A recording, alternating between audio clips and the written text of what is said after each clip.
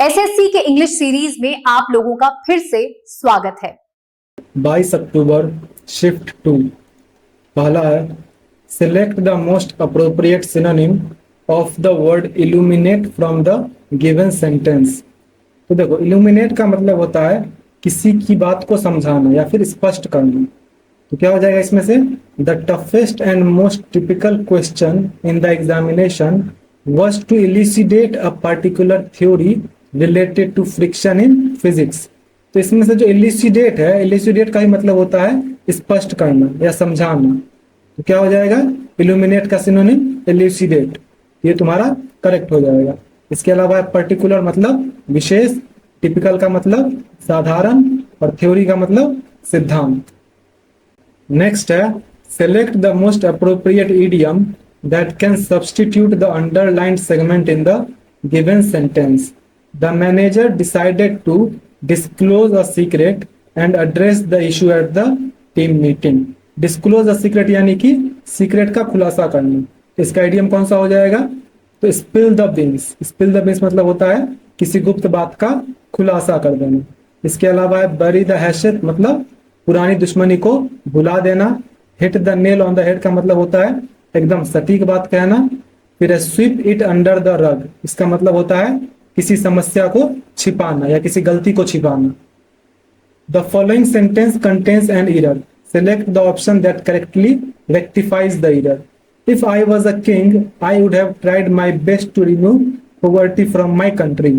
तो if I was a king, देखो ये कंडीशनल सेंटेंस है, ये एक जो है अवास्तविक स्थिति को बताता है। इसके लिए हम इफ आई वॉज नहीं बल्कि इफ आई वर का यूज करते हैं। क्या हो जाएगा, if I were a king, इसलिए तुम इससे इसको सब्स्टिट्यूट कर दोगे। The given sentence has an error, select the option that can rectify the error. The students were asked to turn up their assignments by Friday.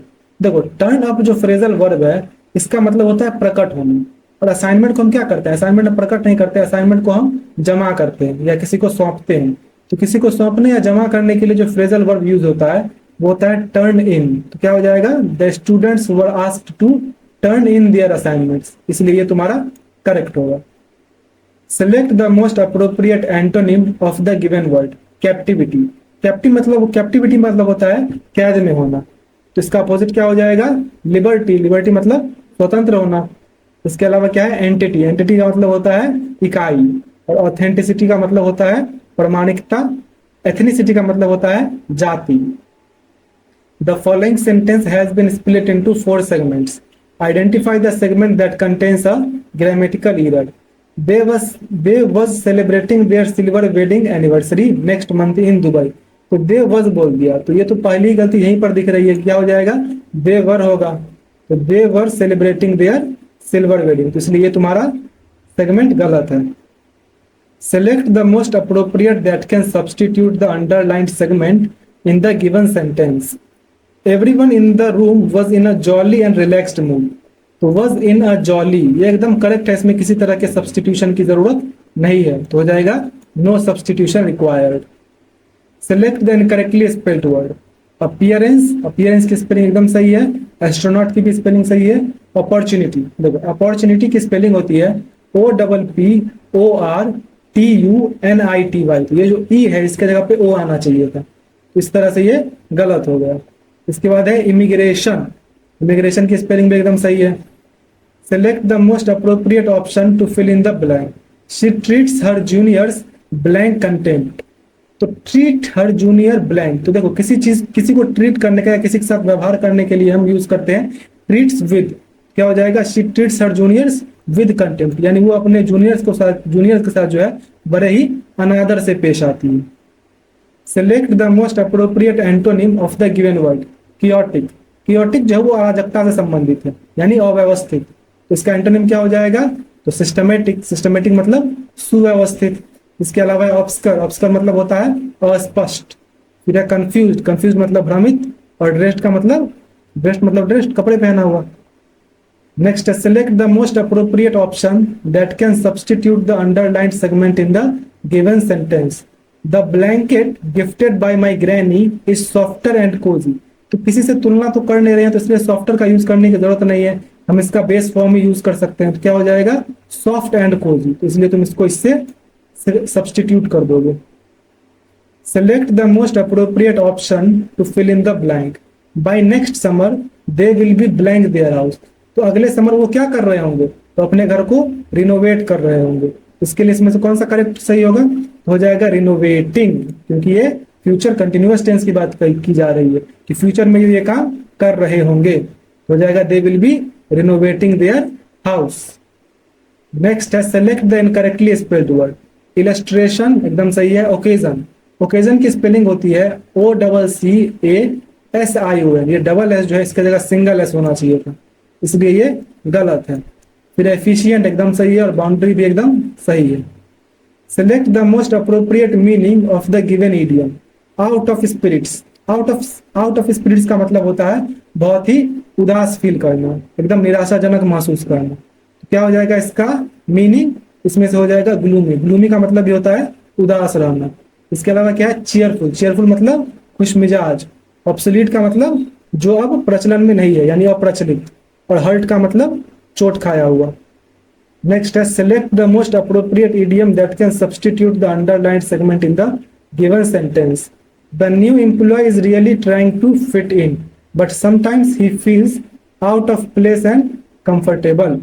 तो नया employ जो है वो अपने माहौल में फिट होने की कोशिश कर रहा है सबके साथ, लेकिन कभी कभी उसे कैसा फील होता है, out of place and uncomfortable. इसके लिए हम कौन सा इडियम यूज करते हैं, a fish out of water. A fish out of water idiom हम तब यूज करते हैं जब कोई असहज या फिर बेचैन महसूस कर रहा हो, अनकंफर्टेबल महसूस कर रहा हो, थोड़ा सा अलग थलग महसूस कर रहा हो। नेक्स्ट है select the word segment from the given options that substitute the highlighted word segment correctly and completes the sentence meaningfully. Each of the participants were given a certificate. इसमें were given जो है ये underlined है, इससे तुम्हें substitute करना है। तो each of the participants बोल रहा है, तो जैसे each of लग गया, इसने क्या कर दिया, इस सब्जेक्ट को इसने सिंगुलर बना दिया। तो अब आगे जो होगा वर्ब यूज होगा वो इसी के अकॉर्डिंग यूज होगा। तो क्या हो जाएगा, each of the participants was given a certificate, तो इसलिए इसको इससे तुम सब्सटीट्यूट करोगे। Select the word that has the same meaning as the underlined word in the given sentence. Almost as wide as he was tall, he had a voracious appetite for food and drink and a rollicking personality to match. Voracious का मतलब होता है बहुत ही तेज craving होना, यानी कि बिना मतलब कि उसको मेन खाने का ही सबसे ज्यादा क्या बोल सकते हैं, उसको एक तरह से बहुत मजबूत इच्छा होती है। तो इसके लिए हम क्या यूज कर सकते हैं, तो देखो इनसैटिएबल का मतलब होता है जिसके बिना वो रह ना पाए, यानी कि उसे बिना उसके संतुष्ट ना किया जा सके। इसलिए ये एकदम करेक्ट सिनोनिम यहाँ पे आ जाएगा। फिर है वेहेमेंट, वेहेमेंट मतलब होता है प्रबल। फिर है इमिनेंट, इमिनेंट मतलब होता है निकट। और वेनरेबल का मतलब होता है आदरणीय। तो इसमें इसका हो जाएगा insatiable. Select the most appropriate meaning of the underlined word in the given sentence. Urban people have a bombastic life style which is very different from those of rural folks. तो शहरी लोगों के पास जो है कैसी लाइफ स्टाइल होती है, तो बॉम्बास्टिक। बॉम्बास्टिक मतलब होता है दिखावटी टाइप का। तो इसका क्या हो जाएगा, इसका तुम्हारा एक तरह से सिनोनिम पूछ रहा है, तो क्या हो जाएगा प्रिटेंशियस। प्रिटेंशियस का ही मतलब होता है दिखावटी, ठीक। इसके अलावा क्या है डिल्यूज, डिल्यूज मतलब होता है भ्रामक। हॉलो का मतलब होता है खोखला और कॉमन का मतलब होता है साधारण। तो इसका हो जाएगा pretentious. Select the option that rectifies the spelling of the underlined word in the given sentence. The police informed the statesman that the goons were up to something mischievous. देखो mischievous मतलब होता है कुछ शैतानी करने के, वो लोग कुछ शैतानी करने वाले। mischievous मतलब क्या होता है, शैतानी। इसकी स्पेलिंग क्या होती है, MISCHIEVOUS। V के बाद जो ये I है, I नहीं होना चाहिए, इसलिए तुम्हारा ये एकदम करेक्ट हो जाएगा। Select the most appropriate option that can substitute the underlined segment in the given sentence. The unexpected guest at the party was a bull in a china shop. तो अब bull in a China shop जो idiom है तुम्हारा, इसका मतलब होता है जो तुम्हारे एक वल्नरेबल सिचुएशन में, यानी जब तुम कमजोर हो उस समय वो तुम्हारे और मतलब और नाजुक स्थिति में तुम्हें नुकसान पहुंचाता है। तो उसके लिए हम यूज करते हैं a bull in a China shop. तो क्या है, द अनएक्सपेक्टेड गेस्ट, यानी हो सकता है उस टाइम पे जो है उसके पास उन गेस्ट्स की खातिरदारी करने के लिए जो है रिसोर्सेज ना हो, इस वजह से जो है वो एक लापरवाह सिचुएशन में है और इसी समय गेस्ट अनएक्सपेक्टेडली आ गए, और भी गेस्ट आ गए, तो क्या हो जाएगा यहाँ पर केयरलेस एंड डैमेजिंग, यानी कि इस चीज से इसको क्या हो रहा है, नुकसान पहुंच रहा है, इसलिए यहाँ पे हो जाएगा केयरलेस एंड डैमेजिंग। अब है कंप्रहेंशन पैसेज, ये थोड़ा ज्यादा था इस वजह से मैंने इसका फॉन्ट थोड़ा छोटा कर दिया है, देख लो एक बार। अब देखते हैं क्वेश्चन 1, 2, 3, 4 और 5। चलो अब बनाया जाए। In recent years, the central and state governments in India have been taking special steps to blank foreign companies to invest in India। तो foreign companies को क्या करने के लिए जो है वो कदम उठा रही है, अट्रैक्ट, फुलफिल, अभॉर या डिप्लोर। तो अट्रैक्ट, वो फॉरेन कंपनीज को भारत में इन्वेस्ट करने के लिए अट्रैक्ट कर रही है। Industrial zones called special economic zones are being blank. तो स्पेशल इकोनॉमिक जोन्स क्या बनते जा रहे हैं, तो being bounded up, set up, dismantled या ओबेड। तो सेटअप यानी कि उनकी जो है स्थापना की जा रही है।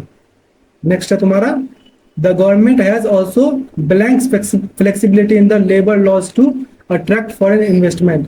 तो गवर्नमेंट ने क्या किया है फ्लेक्सिबिलिटी के लिए, the government has also blank flexibility, also allowed, winged, suffered या इन्वाइटेड। तो अलाउड यानी फ्लेक्सिबिलिटी को भी जो है उन्होंने अलाउ किया है, allowed flexibility in the labour laws to attract foreign investment. In recent years, the government has allowed companies to blank many of these provisions. To blank, to क्या हो जाएगा, affect, ignore, founder या distort।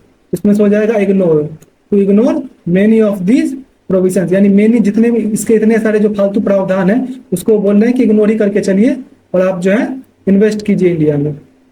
इसके बाद क्या है, instead of hiring workers on a regular basis, companies hire workers flexibly for short period when there is blank pressure work. तो वो लोग जो है कब हायर वर्कर्स को कब वो लोग हायर करेंगे, वो बोल रहा है कि रेगुलर बेसिस पे वर्कर्स हायर करने के बजाय आप शॉर्ट पीरियड के लिए हायर कीजिए वर्कर्स को। और कब हायर करेंगे वो लोग, तो जब उन्हें जरूरत होगी, यानी कि मैकेनिकल, इंटेंस, आर्टिफिशियल या इनएडिक्वेट। इसमें से हो जाएगा इंटेंस। इंटेंस का मतलब होता है बहुत ज्यादा दबाव। क्या हो जाएगा, जब उन्हें उनके पास बहुत ज्यादा काम का दबाव हो, यानी इंटेंस प्रेशर ऑफ वर्क। इस तरह तुम्हारा ये खत्म हुआ। आपका जो भी स्कोर हुआ कमेंट कर दीजिए। मिलते हैं नेक्स्ट वीडियो में।